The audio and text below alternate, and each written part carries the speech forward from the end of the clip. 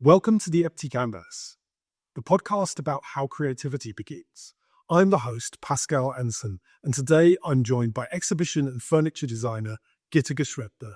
Welcome along. I think we should probably start by explaining how come we know each other. Good idea, yeah. So I was thinking, I think we've known each other for 32 years. Yeah, since 93. That makes sense, yeah. Yeah, since Kingston. So we're at Kingston University together studying furniture and product design. And I think we kind of followed similar paths in a weird way, but kind of in a different route because you were the year below me at Kingston, but then you graduated 2 years before me at Royal College, I think. Yeah, we've kind of done each other's profession journey quite a lot as well, I think, during, that 30 years. And how long would you, when people ask you how you've been working as a designer, what's your reply? What do you say? I think I say since I graduated from the RCA, so yeah. And I think your work has changed a little bit as well during that time, right? So I was thinking about you as a furniture designer or object designer, but I think things have moved a little bit more now into display and exhibitions and things like that. And really what I want to try and talk about is your process, your working process, and how, often this sounds weird, I think, when I say it out loud, but people ask me sometimes, where do your ideas come from? And on the one hand, it's like a perfectly normal question to ask, but also I think I don't ever think about things like, where is the next idea coming from? Does that resonate somehow with how you think about things? Are you thinking constantly about the idea or about kind of worrying about the idea, if you know what I mean? I think my work is very brief based. Yeah. So obviously I'm not an artist, but I'm also certainly not a fine artist. So I'm not someone who's got this thing inside, then this creativity that needs to find a shape and needs to come out. I don't have that at all. So I always work to brief. And even when I do something for myself, which is quite rare, I would do a brief first. And when you say you work to a brief, what does that mean? What do you mean by that? So most of my work is for museums and institutions and sort of clients. So there's always a brief that comes from the client. So I'll read that brief and what does that mean? What does a brief from a client mean? Because I think you can get into like where the brief is coming from, but when you say most of my work is brief based, is that start? Yeah, I think it is. Yeah. So quite often it's a competition, which is really annoying, but that's how game on. So there's a brief being sent out to a limited amount of designers. Sometimes it's an open call, and then you get shortlisted. Yeah. So it's usually an institution that I work for, cultural institution. So they would give you a brief where there's a certain design problem. Quite often it's exhibition design or public realm installations, that kind of thing. So you said problem there. Are you interpreting the problem, or are they saying this is the problem that we've got? This is what we want to solve? Yeah, I mean, I'm calling it a problem. They don't call it a problem, but like let's say, a challenge is better than problem for sure. But yeah, let's say it's an exhibition designer. Yeah. Oh, we've got this space, these objects. This is the narrative. These are the constraints, and that's what we want to achieve. And that's sort of the challenge. And then you have to kind of get your head around the challenge and all the sort of different barriers there are and how you can make it work. And okay, that's really clear. So in terms of, you said there's an institution, there's some objects, and there's a space. Would you say they're the three key elements of that brief that you as a designer need to navigate? In this particular instance, probably, yeah. Okay. Yeah. And so you receive that information, and presumably there's familiarization on different levels about the institution, the space, and the objects. Is there one of those that is a bit more of a priority for you when you start?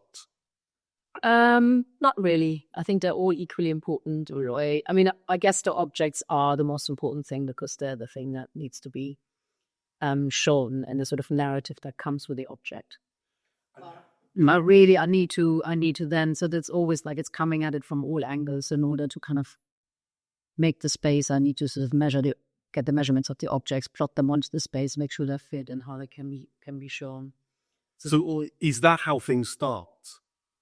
Or would you, I use the term familiarize yourself with something because I feel like we wouldn't know an institution like the Victoria and Albert Museum in South Kensington in London, but we might, or you might not know another type of institution.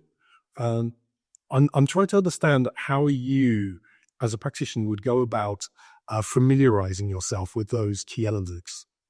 Well, the brief usually contains quite a lot of information about the institutions. Well, pages a day. So I had to read those briefs from those institutions. They were like 40 pages or something.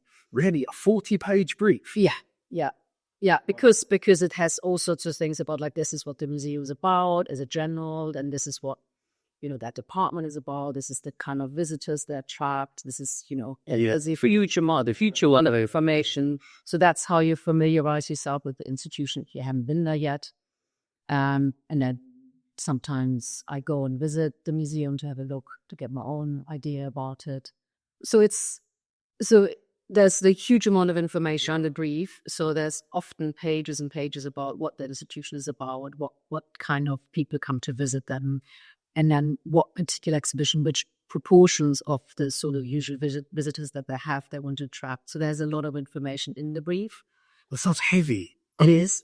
So when you're dealing with like that amount of data, how do you kind of reset your creative mind to think, okay, well, I've now assimilated all this stuff about viewing figures for Q4 of 2024, and, age ranges and distance people have traveled and all that stuff, which might affect you as a designer, but probably won't.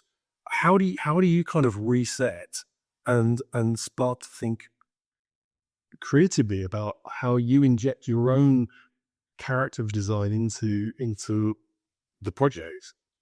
That's why it takes a lot of time. I was speaking to a director of the museum recently and telling him about this project. And I said, well, it takes a day to read the brief. And he looked at me like, what? Because obviously, if it was just a reading, it takes a really long time because you kind of speed read it first and you read some bits and you come back to bits that you just let stuff calculate in the background. And so you don't have the same sort of intensity of focus for each part of it. So you go quickly over the sort of visitor numbers, but then you kind of go like, oh, this is the idea they want to bring across, and spend a bit more time on that. And then you go back to something else. So it takes a lot of time. So do you think you've developed a skill about extracting from a brief what the key aspects are that the client needs? I think so, but you never know, right? I mean, you should only and you only ever do what you do. I've never worked for anyone else. I've never seen other people do that kind of stuff. Yeah. So you just do what you think is right. And okay, that's, I think, really, really clear. I kind of understand how you move forward. Can I ask you, what would be the first step for you as a designer? So I'm understanding that was a lot of kind of assimilation and understanding of what happens, which is all kind of like you as a designer absorbing information. How do you start outputting ideas? How do you start after you've read and understood the brief? What's the next thing that you do? I usually make notes of the sort of key points that the brief wants to sort of address. And what language notes? Yeah, I write out what's important to them. And I think, again, it's that thing of kind of, again, digesting information, because if you're writing it down, even if you're just copying words from there that stick with you, they kind of stick a bit more in your I did that. That always, I think when I was at school, I'd always write stuff down to help me remember it. Yeah, totally. And then also you hope by doing that it sort of calculates in your mind, and then suddenly an idea might pop up. I could look at that part of the brief, or this might fit. And then you start maybe researching online and having some sort of visual research because you're thinking of a certain art piece or something, and then that triggers some other stuff, and then suddenly go on, and that's totally the direction. But yeah, that's the sort of process. So it goes from writing something down. I mean, I don't want to put words in your mouth, but would you then say that it's about making a connection from those words to something else? Is that something maybe visual or a connection to something, another word? It's both. Sometimes I go from word to word to word. Mm-hmm. And sometimes I go from sort of a bunch of words and I go like, oh, that type of thing kind of conjures an image. Yeah. Or sometimes you go in a different type, actually. You're like, okay, I need to think about materials. These materials come to mind, or colors. So it's wow, okay. It depends. But is it a connection, do you think? It's a connection, yeah. Yeah, okay.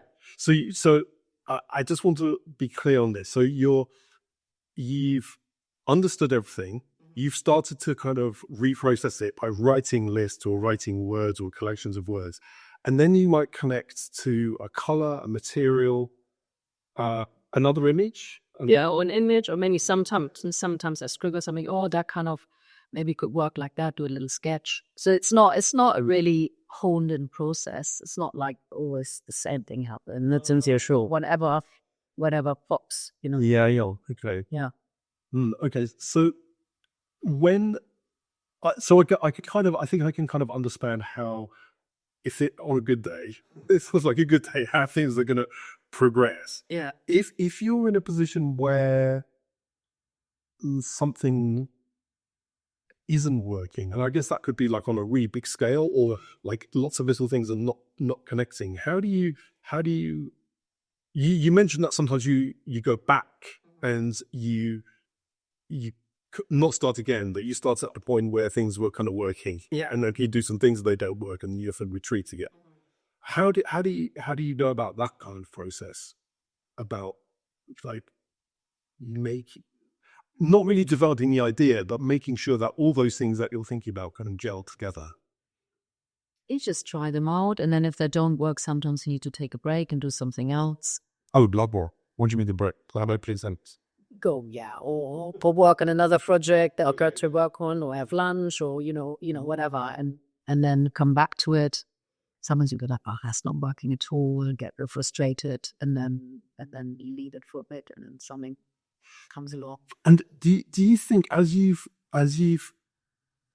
gotten better as a design practitioner, do you think you can trust yourself more that, oh, I just need to go and have lunch and then an idea will come? Or do you still have this kind of fear of like, or do you still have this fear of, oh, maybe that's it. Maybe there's a lot more ideas. I think I trust that there will be no idea. You don't always know whether it's going to be the best one. We'll not trust comfort. I guess that from the whatever, what did you say, how many years it was? That many years of doing it. At some point you just go, that's going to be fine. I see that sometimes with younger designers, and I always think that, I'm probably not going to say this the right way, but good designers can make something good out of kind of anything, or even a bad situation. And some people, it's not always a good situation, or often not a good situation, but lots of times it's a good situation, and that's not really where you see people that are really, really good, because I think with something not very interesting, it's like a Dorian Star Wars or something that's been done lots of times, the confidence it takes to think, it doesn't matter, I'll still do something good. I think that's always like a really interesting light I see people, where I can see that their confidence is telling them, I can make something good out of this. But maybe other people, you need to do that lots and lots and lots of times to build that confidence, to realize that you can make something good out of anything. And sometimes I think as designers, sometimes we kind of dig our own holes and we kind of put obstacles in our way in order to make it difficult, to test ourselves, to see whether we can kind of overcome that thing. I don't know what you feel about that. I guess I'm trying to understand this path from getting a brief to starting, and how kind of smooth that is, or whether the road's quite lucky. It depends. Some projects are amazing where you just go like, oh my God, this feels almost too easy. It's really freaky to place, and the client loves it and I love it, and that's great. Yeah. And sometimes it's not like that. And sometimes you have the initial ideas and you're like, ooh, this could be interesting. And then you also know, I'm just going to stop here because I know once I start trying it, it might not work. You know, you get that sometimes. Yeah. But I'm interested in this idea of things being easy or difficult, because I think, there's a trove of the kind of tortured artist being, like everything is really difficult.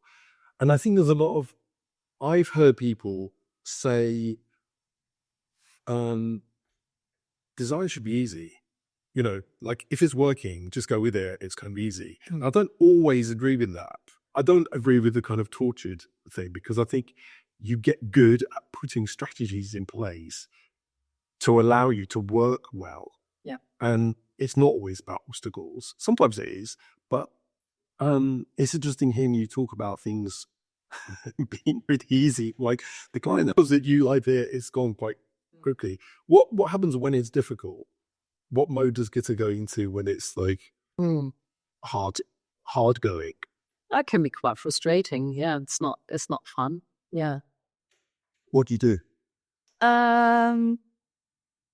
I guess you just have another stab at it and sort of like, the cliche is always turning it upside down, but, just look at it from a different angle, see whether you can solve the problem. And what about this thing of like, I hate it, goodbye, or I hate it, it's going to go, and like, I'm just going to wash my hands of it.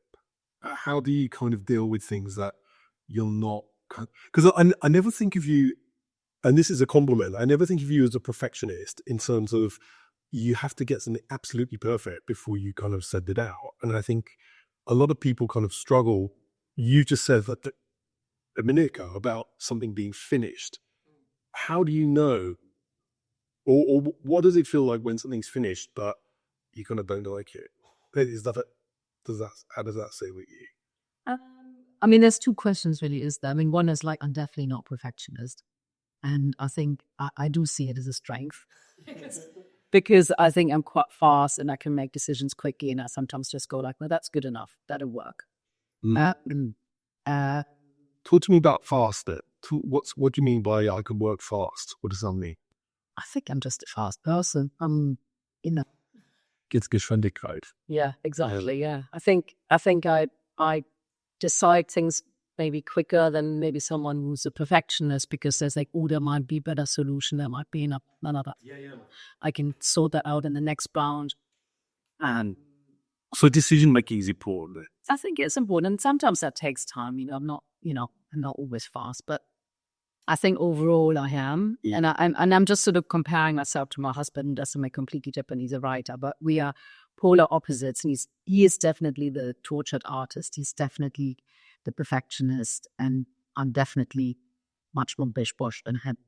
I think in light of what this podcast is about, starting creativity, I wonder whether speed and that momentum at the beginning stands you in good stead. Because I think if you're the other type where you're constantly, is that right? Should I move on? Am I moving in the right direction? I think that impetus, that start, that inertia of moving forward could be really, really difficult. And sometimes you just got to start. You've got to start, make mistakes. And I wanted to ask you how you view making mistakes, or whether there's a mistake. And you just said, well, that's not quite right, but I see that later. I'll deal with that later.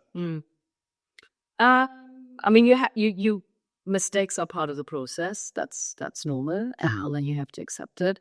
But obviously, it has to work in the end. So you can't have things that are not working or flawed, or So yeah, I think it's finding the mid ground, isn't it? Not to be too hung up about them, but also making sure that you resolve things properly in the end.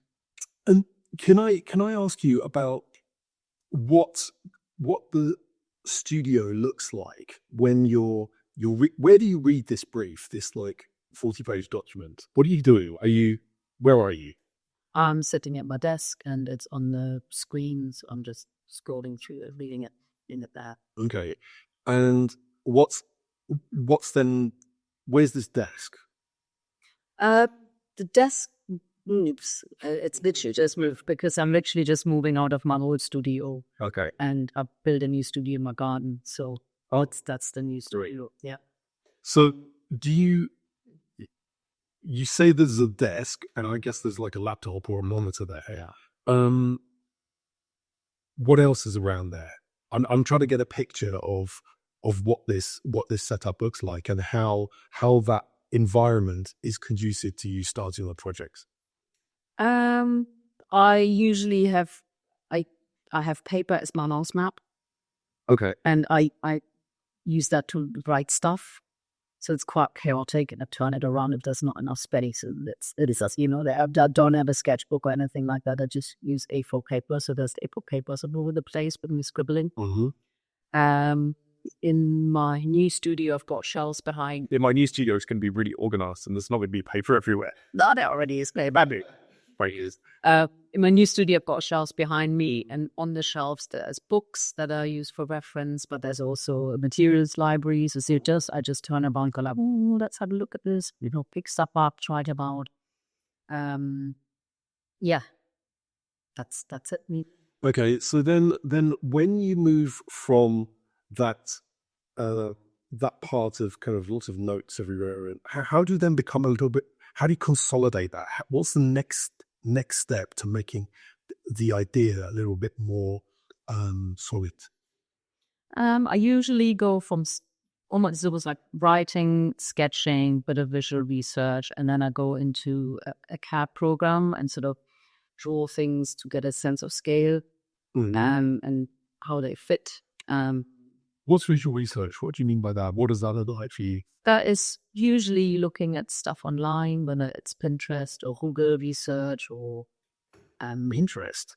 Yeah, have you used that? No, because I always think like I think that's a really contentious point, because I think Pinterest is already designed, and I think it's this is really personal, but I always believe that if you're being a fashion designer, you draw inspiration from lots of other things, from architecture, from vegetables, from the sky, but whatever. I think you can also draw from other design, but not from other fashion design. So how do you avoid Pinterest polluting your creative mental process and it becoming something? Because I never think like your work looks derivative, but that's a massive danger, I think, for Pinterest, people that research through Pinterest. Not really, because I'm not researching exhibition design. Oh, what are you looking at? I'm looking at usually art. Oh, okay. Hey. Yeah. So I might kind of, I'm thinking of this Richard Serra thing, and I kind of Google that or Pinterest that. Yeah. Oh, okay. Then I see a sort of shape, and then maybe that brings up some other visual kind of cues, but it's not exhibition design or furniture design. Because that's really key, right? Because if you were doing that, then we can't stop our minds but being influenced by other stuff. And I consciously stay away from that. But it's hard. It's really hard to not see. Yeah.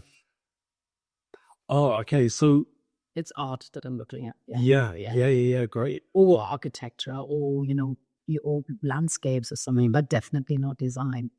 No. Okay. Yeah. Yeah. I think that's really good to clarify. Yeah, you look a bit shocked there. Yeah. I was asking. No. What have I done? Yeah. I just, because I'm such a big believer that design inspiration shouldn't come up from other design in the same field. It can come in an adjacent field. Yeah. Because I think it's kind of easy, isn't it, to start just looking through stuff, and then I think before you know it, you think it's your road, and it's not really yours. Yeah. And it's also not that useful, really, if you look at other designs, because the problem's different, and you don't just want to copy the style. That's not really is it?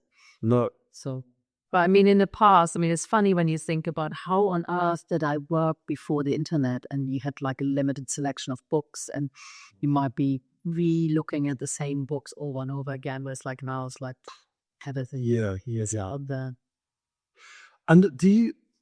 So in terms of this time that you've been working, do you think? I'm going back to that beginning part where you're starting to make connections.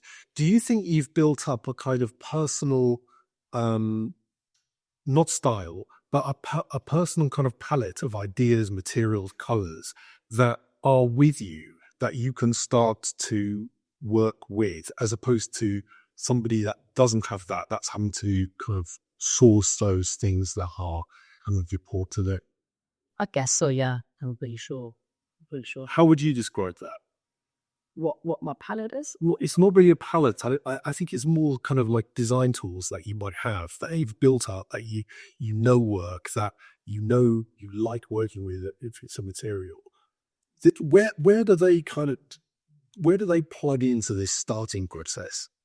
I think you just know what you like and what you don't like. I mean that. Yeah. It's like for example, I don't like, if we stick with exhibition design, I don't like using sort of images as a sort of wallpaper behind objects to kind of immerse someone. That's just not something I like. So therefore I have to find my way of kind of creating an immersive environment that sort of is evocative, but without having that sort of picture.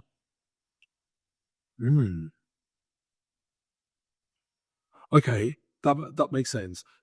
What about things like materials, though? Do you think you have a kind of preset? I suppose it's almost like design presets. Does Gitta come with some presets that you're either aware of, or maybe they're a bit kind of subconscious, that you think, well, I've had success with that before, therefore I can carry this forward in a different way for this next project? I think so, yeah. I mean, I don't do it consciously, but if I look through what I've done a lot of stuff with transparency. It keeps cropping up in different ways.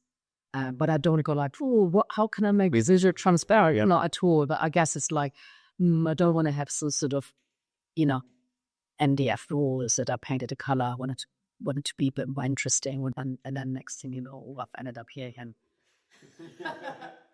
By very different ways. Like I've done exhibitions where I'm using gauze, so it's a fabric. I've done exhibitions where I'm using perforated metal, or I've had installations of strings that I enroll so they become like a transparent screen. So it's different things, and I've arrived at them in different ways. But if you look at it, it's like, oh, here we go again. I would actually call that motif. Okay. Because I think that's such an interesting way to think about transparency. Because initially I was just thinking about something see-through, but I think probably from your knowledge of making, you've just perfectly illustrated how transparency can be many different things. No. But then you went, oh, here we go again. I mean, it's just I think once I had a meeting with a potential client, and then she said like, oh yeah, if I ever need anything with transparency, I call you. I was like, oh, ouch. So I guess that's a bit like the here we go again. But actually, I mean, I like it, so I shouldn't be negative about it. So okay. As we draw to a close, I just wonder if we can circle back to that first question, which is about where ideas come from. And if somebody says, Gitta, where do the ideas come from? What would you say? I don't have an easy answer for that. They come. I guess if we've learned anything from talking this through, is it's not like one point of inspiration and help from.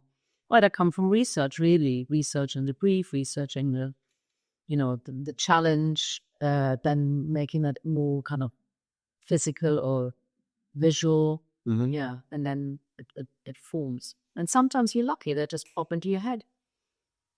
Yeah, I think I was quite young until you asked me that. Well, like, where has your idea come from? I was probably at 14 at school, and I didn't know how to answer it. And I suppose now I'm still to the point this. I'm still trying to get to the point where I'm trying to really pinpoint where ideas come from. I've got some rapid fire questions to finish. So, pencil or marker? Definitely not marker, pencil. Yeah. Analog or digital? Both. Okay. Monochrome or colourful? Both. Big sketches or little sketches? Well, A4, isn't it? So smallish. Smallish, okay. I know the answer to this next one, but I'm going to say anyway. Loose sheets or pages in a sketchbook? Loose sheets everywhere. Yes. Do you ever put them up on the wall? No. It's all good. Keep mistakes or bin mistakes? I guess bin, because I've bin the paper at some stage, don't I? Oh, do you? Yeah. Okay. It used to be, you know what, you're in a quick fire round, aren't you? So I shouldn't. And that's why I used to always have the same sketchbooks that I bought at the RCA, like little square ones, black ones. And I used to use them and number them and have them more orderly. And that's not what I do anymore. But they obviously had order mistakes in them. And then I used to always use, after that, I used the A4 and I would put it in my project folder and keep it there. And now that everything's become more digital, I'd be like, I photograph what I need of the sketches that we use for presentation and chuck it away. So bin everything. You can serve in the bad stuff. Okay. I love this one. Think then do, or do then think. Super big. Creative chaos or calm order. Creative chaos. Barbara, why being calm? Hmm? Why being calm? Okay. Background noise or silence. Silence. Finished or never finished. Finished. And lastly, all-nighter or up early. I've never done one night in my life. What? Yes. What, Labour College? No. I'm done at 6. Who are you? Told you long fast. Wow, okay. Mm. So I think the latest I've gone is 11. that's good going. That's really, really good. That's a good answer to finish on. Yeah. So thank you very much. I'm really, really good. I'm really glad to be games next week. Thank you. Thank you. Thank you to my guest, Gitta Gschwendtner, on this episode of The Empty Canvas. Please like and subscribe, and maybe send this to somebody that you think needs a bit of a nudge on their own creative journey. I'll see you in the next episode.